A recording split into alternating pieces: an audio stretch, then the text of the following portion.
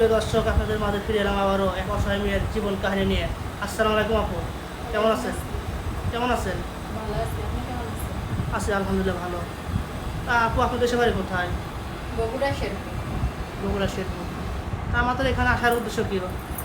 ভালো একটা মনের মানুষ চাই। কীভাবে আসলেন আপনি এখানে আমাদের? কাপুর মাধ্যমে আসছি। মানে আপনার বাড়ির কাছ থেকে কাকুর বিয়ের সাথে হয়েছে, তা খবর পেয়ে আমাদের এখানে আসছেন না? হ্যাঁ তা আপু, আপনি কি মুসলমান? হ্যাঁ নামাজ কালাম পড়েন? হ্যাঁ। তা আপনি তো আমাদের এখানে আসছেন, আপনার কি ফোন নাম্বার আছে? আমার কোনো ফোন নাই। ফোন নাই? তাহলে কীভাবে যোগাযোগ করবেন? আপনাদের মাধ্যমে।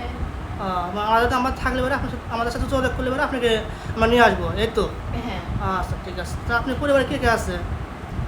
আমার আপু আছে, আম্মু আছে, ছোট একটা ভাই আছে।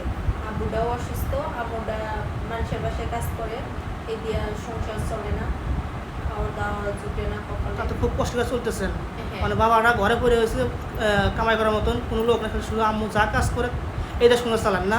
হ্যাঁ তো খুব কষ্ট। আপনার ছোটো ভাই? ছোটো? হ্যাঁ, একদম ছোট। তাহলে আপু কি লেখাপড়া করছেন আপনি? হ্যাঁ, এসএসসি পাস। তো লেখাপড়া ভালোই করছেন। যাই হোক, তাহলে আপনার কোন কেমন বয়সের ছেলে লাগবে আপনার? যেমনই হোক, ছেলেটা একটু ভালো হলেই হবে। আপনার এই ভিডিওটা পাবলিক হচ্ছে আমাদের, বুঝছেন?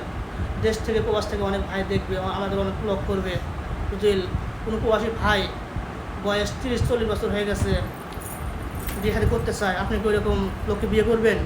হ্যাঁ, সমস্যা নেই। অনেক ভাইয়ের মুখে দাঁড়িয়ে আছে, বা অনেক ভাই বিয়ে করছে, স্বামী বউ মারা গেছে, বা অনেক ভাইয়ের বাচ্চা কাচ্চা আছে, সেরকম ভাইদের আপনি বিয়ে করতে চায়, আপনাকে রাজি আছেন?